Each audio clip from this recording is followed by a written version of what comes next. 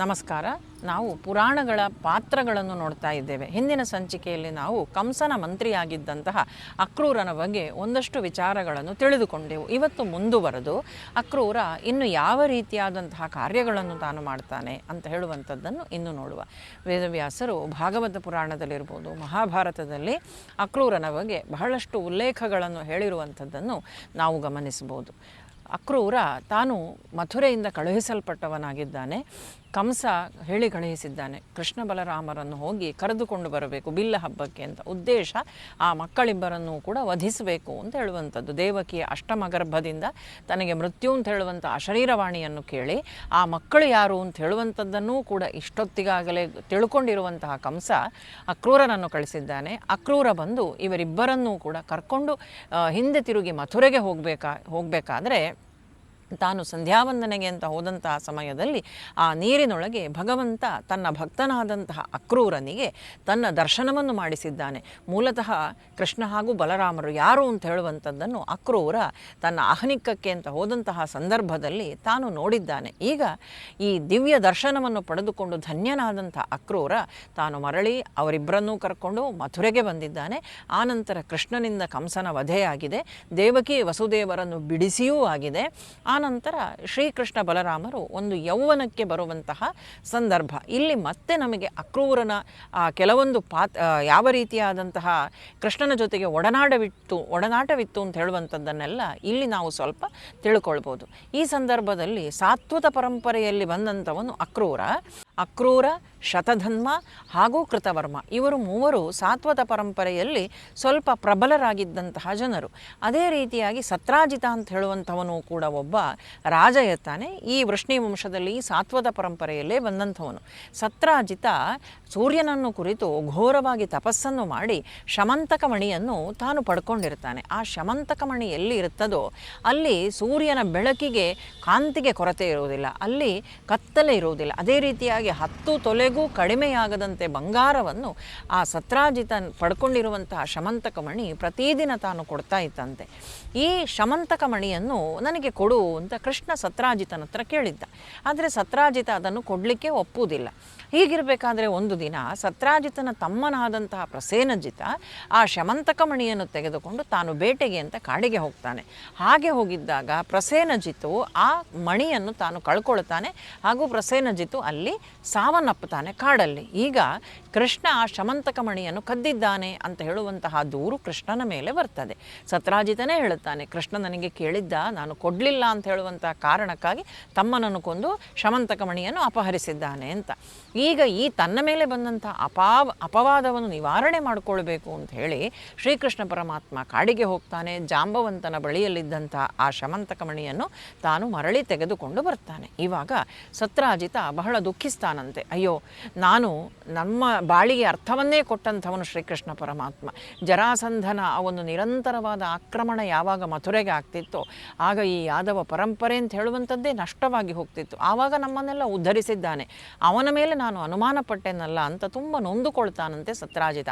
ಹಾಗೂ ನೊಂದುಕೊಂಡು ಅಪರಾಧಿ ಭಾವದಿಂದ ತಾನು ಕಂಗೆಟ್ಟು ಪ್ರಾಯಶ್ಚಿತ್ತ ಮಾಡಿಕೊಳ್ತೇನೆ ಅಂತ ತನ್ನ ಮಗಳಾದಂತಹ ಸತ್ಯಭಾಮೆಯನ್ನು ಕೊಟ್ಟು ಕೃಷ್ಣನಿಗೆ ಶಮಂತಕ ಮಣಿಯನ್ನು ಕೊಟ್ಟು ವಿವಾಹ ಮಾಡಿಕೊಡ್ತೇನೆ ಅಂತ ಹೇಳುತ್ತಾನೆ. ಆದರೆ ಆ ಶಮಂತಕ ಮಣಿಯನ್ನು ಕೃಷ್ಣ ತಾನು ತೆಗೆದುಕೊಳ್ಳುವುದಿಲ್ಲ. ಈ ಸಂದರ್ಭದಲ್ಲಿ ಸತ್ಯಭಾಮೆಯನ್ನು ಇದುವರೆಗೂ ನಾನು ಮದುವೆಯಾಗಬೇಕು ಅಂತ ಹೇಳುವಂಥ ಇಚ್ಛೆ ಅಕ್ರೂರನಿಗಿತ್ತಂತೆ. ಯಾಕೆಂತ ಹೇಳಿದರೆ ಅವನಿಗೆ ಶಮಂತಕ ಮಣಿಯ ಮೇಲೆ ಸ್ವಲ್ಪ ಆಸೆಯೂ ಕೂಡ ಇತ್ತು. ಇದು ಅಕ್ರೂರ ತನ್ನ ಜೀವನದಲ್ಲಿ ಮಾಡಿದಂಥ ಒಂದು ಚಿಕ್ಕ ತಪ್ಪು ಅಂತಲೇ ನಾವು ಪರಿಗಣಿಸಬಹುದು. ಇನ್ನು ಯಾವುದೇ ತಪ್ಪನ್ನು ಅಕ್ರೂರ ಮಾಡಿದ್ದು ನಾವೆಲ್ಲಿಯೂ ಕಾಣುವುದಿಲ್ಲ. ಆದರೆ ಶಮಂತಕ ಮಣಿಯ ಬಗ್ಗೆ ಆಸೆ ಪಟ್ಟಿದ್ದ. ಸತ್ಯಭಾಮೆಯನ್ನು ನಾನು ಮದುವೆಯಾದರೆ ಅವಳ ತಂದೆಯ ಜೊತೆಯಲ್ಲಿದ್ದಂಥ ಈ ಶಮಂತಕ ಮಣಿ ನನಗೆ ಬರಬಹುದು ಅಂತ ಹೇಳುವಂಥ ಒಂದು ಆ ಇಚ್ಛೆ ಅವನಲ್ಲಿತ್ತು. ಆದರೆ ಯಾವಾಗ ಕೃಷ್ಣ ಸತ್ಯಭಾಮೆಯನ್ನು ಮದುವೆಯಾಗುತ್ತಾನೋ ತನ್ನ ಮನಸ್ಸಿನಿಂದ ಸತ್ಯಭಾಮೆಯನ್ನು ಸಂಪೂರ್ಣವಾಗಿ ತಾನು ಮರ್ತು ಬಿಡ್ತಾನೆ, ಅವಳನ್ನು ಹೊರಗಿಡ್ತಾನೆ ತನ್ನ ಮನಸ್ಸಿನಿಂದ. ಕೃಷ್ಣನ ಪತ್ನಿ ಅಂತ ತಾನು ಸ್ವೀಕಾರ ಮಾಡ್ತಾನೆ. ಇನ್ನು ಈ ಶಮಂತಕ ಮಣಿ ನಮಗೆ ಸಿಗುವುದಿಲ್ಲ ಅಂಥೇಳಿ 3 ಜನರಿಗೆ ಅದರ ಮೇಲೆ ಆಸೆ ಇತ್ತು. ಕೃತವರ್ಮನಿಗೆ, ಅದೇ ರೀತಿಯಾಗಿ ಅಕ್ರೂರನಿಗೆ, ಇನ್ನೊಬ್ಬ ರಾಜ ಶತಧನ್ವ ಅಂತ ಹೇಳುವಂಥವನು. ಈ 3 ಕೂಡ ಅದರ ಮೇಲೆ ಆಸೆ ಇತ್ತಂತೆ. ಆದರೆ ಅದು ಸಿಕ್ಕಿದ್ದಿದ್ದದು ಸತ್ರಾಜಿತನಿಗೆ. ಸತ್ರಾಜಿತನ ಮುಖಾಂತರ ಕೃಷ್ಣನಿಗೆ ಬರುವಂಥದ್ದಿತ್ತು. ಆದರೆ ಈಗ ಸತ್ರಾಜಿತನ ಬಳಿಯಲ್ಲೇ ಉಂಟು. ಕೃಷ್ಣ ಅದನ್ನು ತೆಕ್ಕೊಳ್ಳಿಲ್ಲ, ಪರಿಗ್ರಹಿಸಲಿಲ್ಲ. ಹೀಗೆ ಇರಬೇಕಾದ್ರೆ ಶತಧನ್ವ ಏನು ಮಾಡ್ತಾನೆ ಒಂದು ದಿನ ಅಂತ ಹೇಳಿದರೆ, ಅವನಿಗೆ ಈ ಆಶೆ ತಡೆಯುವುದಿಲ್ಲ. ಅವನು ಸತ್ರಾಜಿತನ ತಾನು ಯಾವುದೋ ಒಂದು ಕೆಲಸವನ್ನು ಮಾಡ್ತಾ ಸುಸ್ತಾಗಿ ರಾಜಕಾರ್ಯಗಳಲ್ಲಿ ಬಳಲಿ ರಾತ್ರಿ ಮಲಗಿರಬೇಕಾದ್ರೆ ಸತ್ರಾಜಿತನನ್ನು ವಧಿಸ್ತಾನೆ ಶತಧನ್ವ. ವಧಿಸಿ ಅವನತ್ರ ಇದ್ದಂಥ ಶಮಂತಕಮಣಿಯನ್ನು ತಾನು ಕದ್ದುಕೊಂಡು ಹೋಗ್ತಾನೆ. ಕೃತವರ್ಮ ಹಾಗೂ ಅಕ್ರೂರರು ತಾವು ಹಿಂದೆ ಸರಿದು ಬರ್ತಾರೆ. ಬೇಡ, ಸತ್ಯಭಾಮೆಯನ್ನು ಮದುವೆಯಾಗಿದ್ದಾನೆ ಶ್ರೀಕೃಷ್ಣ ಪರಮಾತ್ಮ, ಇನ್ನು ಈ ಶಮಂತಕಮಣಿಯ ವಿಚಾರ ನಮಗೆ ಬೇಡ ಅಂತ ಅವರಿಬ್ಬರು ಹಿಂದೆ ಸರಿದಿದ್ದಾರೆ. ಆದರೆ ಶತಧನ್ವ ಆ ದುರಾಸೆ ತಡೀಲಿಕ್ಕಾಗದೆ ಸತ್ರಾಜಿತನನ್ನು ಕೊಂದು ಮಣಿಯನ್ನು ಕದ್ದುಕೊಂಡು ತಾನು ಹೋಗ್ತಾನೆ. ಆದರೆ ಶತಧನ್ವನನ್ನು ಯಾದವರು ಹುಡುಕುತ್ತಾರೆ, ಬಹಳಷ್ಟು ಕಾಲ ಹುಡುಕುತ್ತಾರೆ. 6 ವರ್ಷಗಳ ಕಾಲ ಈ ಹುಡುಕಾಟ ಶಮಂತಕಮಣಿಗೋಸ್ಕರ ನಡೀತದೆ. ಶತಧನ್ವನನ್ನು ಹುಡುಕಿ ತಂದು ಅವನನ್ನು ವಧಿಸ್ತಾರೆ ಯಾದವರು. ಆದರೆ ಶಮಂತಕಮಣಿ ಸಿಗುವುದಿಲ್ಲ. ಶಮಂತಕಮಣಿ ಎಲ್ಲಿ ಉಂಟು ಅಂತಲೇ ಗೊತ್ತಿಲ್ಲ. 6 ವರ್ಷಗಳ ಕಾಲ ಈ ಒದ್ದಾಟ, ಶಮಂತಕಮಣಿಗೋಸ್ಕರ ಈ ತಿರುಗಾಟ. ಈ ಬಲರಾಮ, ಕೃಷ್ಣ ಮುಂತಾದವರೆಲ್ಲ ಹುಡುಕಿ ಸುಸ್ತಾಗ್ತಾರೆ. ಬಲರಾಮ ನೇಪಾಳದ ಕೆಲವೊಂದಷ್ಟು ಪ್ರಾಂತ್ಯಗಳಿಗೆ ತಾನು ಹೋಗಿಬಿಡ್ತಾನೆ ತೀರ್ಥಯಾತ್ರೆಗೆ ಅಂಥೇಳಿ ಅಂತೆಲ್ಲ ಭಾಗವತದಲ್ಲಿ ಉಲ್ಲೇಖ ಉಂಟು. ಈ ರೀತಿಯಾಗಿ ಆದ ನಂತರ ಕೃಷ್ಣ ಒಂದು ಬಾರಿ ಎಲ್ಲ ಯಾದವರನ್ನು ಕರೆದು ಒಂದು ಮೀಟಿಂಗ್ ನಡೀತದೆ. ಶಮಂತಕಮಣಿ ಎಲ್ಲಿ ಉಂಟು ಅಂತ ಹೇಳುವಂಥದ್ರ ಬಗ್ಗೆ ಒಂದು ಚರ್ಚೆ. ಆ ಹೊತ್ತಲ್ಲಿ ಅಕ್ರೂರನೂ ಅಲ್ಲಿ ಬರ್ತಾನೆ. ಅಕ್ರೂರ ಇಷ್ಟು ದಿನಗಳ ಕಾಲ ಕಾಶಿಯಲ್ಲಿ ತಾನೇ ಇರ್ತಾನೆ. ಯಾವಾಗ ಶತಧನ್ವ ಸತ್ತು ಹೋಗಿದ್ದಾನೋ, ಶತಧನ್ವನನ್ನು ಯಾದವರು ಯಾವಾಗ ಕೊಂದ್ರೋ, ಅಕ್ರೂರ ಕಾಶಿಗೆ ಹೋಗಿದ್ದಾನೆ. ಕೃತವರ್ಮ ಅಲ್ಲೇ ಯಾದವರ ಜೊತೆಯಲ್ಲಿದ್ದ. ಇವರೆಲ್ಲ ಈ ಶಮಂತಕಮಣಿಯ ಮೇಲಿನ ಆಸೆಯನ್ನು ಬಿಟ್ಟವರು. ಆದರೆ ಅಕ್ರೂರನನ್ನು ಕರೆದು ಕೃಷ್ಣ ಕೇಳುತ್ತಾನೆ, ಶಮಂತಕಮಣಿ ಎಲ್ಲಿ ಉಂಟು, ಕೊಟ್ಟು ಬಿಡು ಅಂತ. ಆಗ ಎಲ್ಲರಿಗೆ ಆಶ್ಚರ್ಯ ಆಗ್ತದೆ. ಅರೆ, ಅಕ್ರೂರನ ಬಳಿಯಲ್ಲಿ ಅದು ಹೇಗೆ ಬಂತು ಶಮಂತಕಮಣಿ ಅಂತ. ಆವಾಗ ಕೃಷ್ಣ ಹೇಳುತ್ತಾನೆ, ಅಕ್ರೂರ ನೀನೇ ಸತ್ಯವನ್ನು ಹೇಳು ಅಂತ. ಆ ಹೊತ್ತಿಗೆ ಅಕ್ರೂರ ಹೇಳ್ತಾನೆ, ಶತಧನ್ವ ಯಾವಾಗ ಸತ್ರಾಜಿತನನ್ನು ಕೊಂದು ಮಣಿಯನ್ನು ತೆಗೆದುಕೊಂಡು ಹೋದ್ನೋ ಅವನಿಗೆ ಒಳಗಡೆ ಪಶ್ಚಾತ್ತಾಪ ಆಗ್ತಿತ್ತು. ಅವನಿಗೆ ಇದು ನನ್ನ ಹತ್ರ ಇದ್ದರೆ ಸೇಫ್ ಅಲ್ಲ, ಸುರಕ್ಷೆ ಅಲ್ಲ ಅಂತ ಹೇಳುವಂಥ ಭಯದಲ್ಲಿ ಅವನದನ್ನು ಅಕ್ರೂರನಿಗೆ ಕೊಟ್ಟು ಬಿಟ್ಟಿದ್ದ.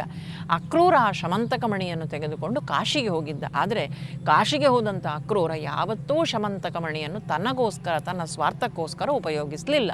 ಅದು ಕೊಟ್ಟಂಥ ಅಷ್ಟೂ ಬಂಗಾರವನ್ನು, ಅದರ ದಿವ್ಯತೆಯನ್ನು, ಅದರ ಉಪಯೋಗವನ್ನು ಎಲ್ಲವನ್ನೂ ಕೂಡ ದಾನ ಮಾಡಿಬಿಟ್ಟಿದ್ದಂತೆ ಅಕ್ರೂರ. ಅವನನ್ನು ದಾನವೀರ ಅಂತ ವೇದವ್ಯಾಸರು ಮುಕ್ತವಾಗಿ ತಾವು ಭಾಗವತದಲ್ಲಿ ಹೊಗಳುತ್ತಾರೆ.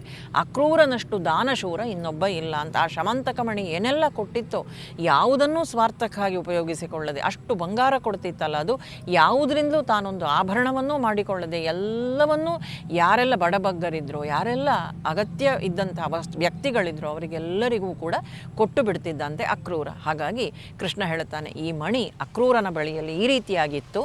ಆದರೆ ಇನ್ನು ಮುಂದೆ ಈ ಶಮಂತಕಮಣಿಯ ಹುಡುಗಾಟವನ್ನು ಯಾರೂ ಮಾಡಬೇಡಿ, ಈ ಮಣಿಯನ್ನು ಅಕ್ರೂರನಿಗೆ ಕೊಟ್ಟು ಬಿಡುವ. ಯಾಕೆಂದರೆ ಅವನು ದಾನ ಮಾಡ್ತಾನೆ, ಅದರ ಸರಿಯಾದ ಉಪಯೋಗವನ್ನು ಮಾಡ್ತಾನೆ, ಸ್ವಾರ್ಥಕ್ಕಾಗಿ ಅದನ್ನು ಬಳಸಿಕೊಳ್ಳುವುದಿಲ್ಲ ಅಂತ. ಆಗ ಎಲ್ಲ ಯಾದವರು ಕೂಡ ಅದಕ್ಕೆ ಒಪ್ಪುತ್ತಾರೆ. ಯಾಕೆಂದರೆ ಆ ಹೊತ್ತಿಗಾಗಲೇ ಅಕ್ರೂರನ ದಾನವೀರತೆ ಎಷ್ಟು, ಅವನ ಧರ್ಮನಿಷ್ಠೆ ಎಷ್ಟು ಅಂತ ಹೇಳುವಂಥದ್ದು ಎಲ್ಲರಿಗೂ ಗೊತ್ತಾಗಿತ್ತು. ಈ ರೀತಿಯಾಗಿ ಶಮಂತಕಮಣಿ ಲೋಕೋಪಯೋಗಕ್ಕೋಸ್ಕರ ಅಕ್ರೂರನ ಕೈ ಸೇರಿತು. ಇದು ಒಂದು ರೀತಿ ಮಹತ್ವವಾದಂತಹ ಘಟನೆ ಅಕ್ರೂರನ ಜೀವನದಲ್ಲಿ ನಡೆದದ್ದು. ಅಕ್ರೂರನ ಬಗ್ಗೆ ನಮಗೆ ತಿಳಿಸಿಕೊಡುವಂಥದ್ದು ವೇದವ್ಯಾಸರು ಇದನ್ನೆಲ್ಲ ನಮಗೆ ತಿಳಿಸಿಕೊಡ್ತಾರೆ.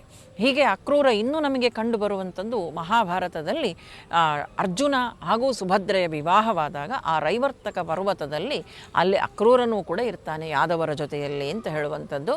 ಹಾಗೆಯೇ ಅಭಿಮನ್ಯು ಉತ್ತರೆ ವಿವಾಹವಾದಾಗಲೂ ಕೂಡ ಅಕ್ರೂರ ಇರ್ತಾನೆ. ಅದೇ ರೀತಿ ಕಂಸನನ್ನು ಕೃಷ್ಣ ಕೊಂದಾದ ಮೇಲೆ ಈ ಅಕ್ರೂರನ ಹತ್ರನವೇ ಹೇಳಿಕೆಯನ್ನು ಹೇಳಿ ಕಳಿಸುವಂಥದ್ದು ಧೃತರಾಷ್ಟ್ರನಿಗೇನು ಅಂತ ಹೇಳಿದರೆ ಎಚ್ಚರಿಕೆಯನ್ನು ಕೊಡುವುದು. ನಿನ್ನ ತಮ್ಮನ ಮಕ್ಕಳಾದಂತಹ ಪಾಂಡುವಿನ ಮಕ್ಕಳಾದಂತಹ ಪಾಂಡವರು ತಂದೆಯನ್ನು ಕಳ್ಕೊಂಡು ಕಾಡಿನಲ್ಲಿ ಈಗ ಮರಳಿ ಹಸ್ತಿನಾವತಿಗೆ ಬರುವವರಿದ್ದಾರೆ, ಅವರನ್ನು ನಿನ್ನ ಮಕ್ಕಳಂತೆಯೇ ಕಾಣು, ಯಾವುದೇ ಭೇದ ಭಾವ ಮಾಡಬೇಡ ಅಂತ ಹೇಳಿ ಕಳಿಸ್ತಾನೆ ಅಕ್ರೂರನ ಹತ್ರ ಶ್ರೀಕೃಷ್ಣ ಪರಮಾತ್ಮ. ಈ ರೀತಿಯಾಗಿ ಸಾತ್ವತ ಪರಂಪರೆಯಲ್ಲಿ ಬಂದಂತಹ ಈ ಅಕ್ರೂರ ಏನಿದ್ದಾನೆ ಅವನು ಕಿಶೋರ ಅಂತ ಹೇಳುವಂಥ ಗಂಧರ್ವನ ಅವತಾರವಾಗಿದ್ದಾನೆ. ಭಗವಂತ ಭೂಮಿಗೆ ಬರಬೇಕಾದ್ರೆ ಬೇರೆ ಬೇರೆ ದೇವಾನುದೇವತೆಗಳು ಆ ಅವತಾರಕ್ಕೆ ಸಹಾಯವಾಗುವುದಕ್ಕಾಗಿ ಭೂಮಿಯಲ್ಲಿ ಬಂದಿದ್ದರು. ಹೀಗೆ ಬಂದವನಲ್ಲಿ ಅಕ್ರೂರನೂ ಕೂಡ ಒಬ್ಬ. ಅವನ ಧರ್ಮನಿಷ್ಠೆ ಇರಬಹುದು, ಸತ್ಯಸಂಧತೆ, ಇದೆಲ್ಲವನ್ನೂ ಕೂಡ ನಾವು ಮೆಚ್ಚಲೇಬೇಕು. ಅಕ್ರೂರನ ಕಥೆಯನ್ನು ಕೇಳಿದಾಗ ಆ ನವವಿಧ ಭಕ್ತಿಗಳಲ್ಲಿ ಒಂದಾಗಿ ನಾವು ಅಕ್ರೂರನನ್ನು ಹೆಸರಿಸಿದ್ದೇವೆ ಒಂದ ನಮ್ಮಿಗೆ. ಹಾಗಾಗಿ ಅವನಲ್ಲಿದ್ದಂಥ ಆ ಭಕ್ತಿಯ ಗುಣಗಳೆಲ್ಲವೂ ಕೂಡ ನಮ್ಮಲ್ಲಿ ಬರಲಿ ಅಂತ ಹೇಳುವಂಥ ಆ ಒಂದು ಅಭಿಲಾಷೆಯೊಂದಿಗೆ ಅಕ್ರೂರನ ಚಿಂತನೆಯನ್ನು ಮುಕ್ತಾಯ ಮಾಡುವ. ಎಲ್ಲರಿಗೂ ಕೂಡ ಶುಭವಾಗಲಿ, ಮಂಗಳವಾಗಲಿ. ಕೃಷ್ಣಾರ್ಪಣಮಸ್ತು.